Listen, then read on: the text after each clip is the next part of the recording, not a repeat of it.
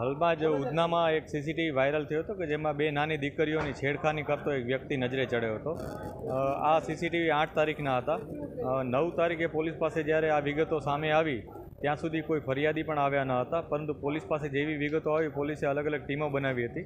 આ બનાવ અનુસંધાને પોલીસે 60થી વધુ પોલીસ કર્મચારીઓની ટીમો બનાવી, જેમાં ઉધના પોલીસ સ્ટેશનની સર્વેલન્સ ટીમ, ઝોન 2ના 5 પોલીસ સ્ટેશન્સ, આ ઉપરાંત સુરત શહેરની ક્રાઇમ બ્રાન્ચ પણ કામે લાગી હતી અને બધાએ એક ટીમ થઈને જે કામગીરી કરી જેના પરિણામ સ્વરૂપે અમે આરોપીને ઝડપી પાડ્યો છે. આરોપીનું નામ નઈમુદ્દીન ઉર્ફે અરમાન અબ્દુલ જબ્બાર છે. પોતે ઊનનો રહેવાસી છે, 19 વર્ષનો છે આરોપી. એ મજૂરી કામ કરે છે.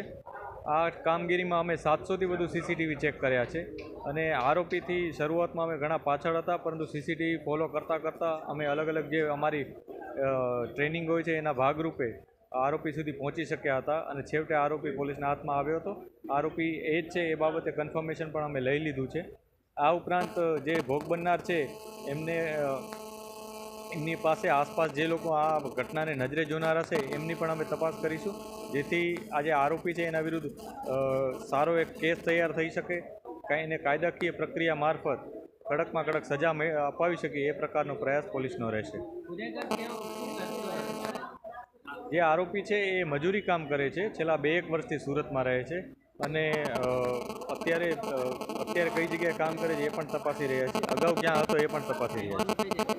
એ ઊન પાટિયામાં પાસેનો જે એરિયા છે ત્યાં રહે છે.